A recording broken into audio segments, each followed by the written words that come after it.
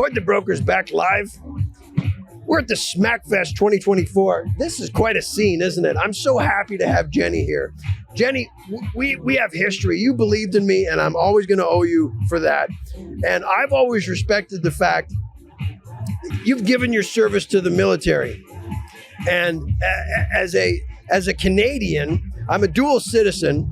And as a man, I don't quite understand, and I think I'm your target audience of people that you need to educate on what women are doing in today's military. So I am so happy that you're here. And if you can just tell us a bit about what you do in the military and any sort of differences that you've come across being a woman in the military. So I kind of went into the military right after I graduated from college, and I'm kind of local. I went to UCLA, did my undergraduate in electrical engineering, and 6 months after I graduated, I went to OTS, which is Officer Training School for the Air Force, and commissioned into my first assignment, which was with Rome Labs. It's an Air Force research lab in upstate New York.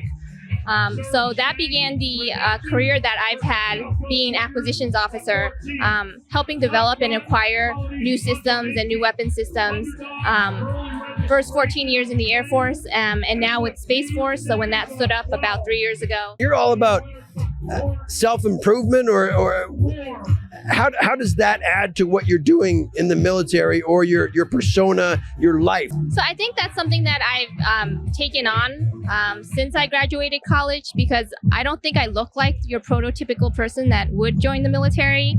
So I think I've, especially as a woman, had to do more to seem competent and seem like, you're doing the job just as well as any of your peers.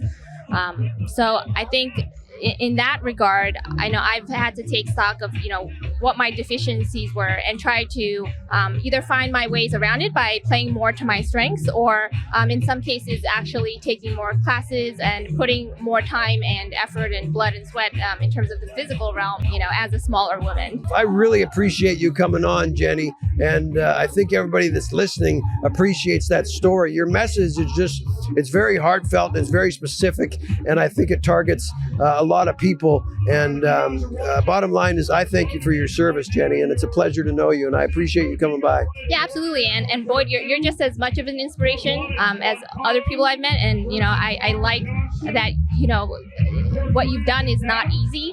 And you've continued to also try to motivate others that have had a similar experience to come out from a very dark place and continue to see that life is worth living and continuing with the self-improvement.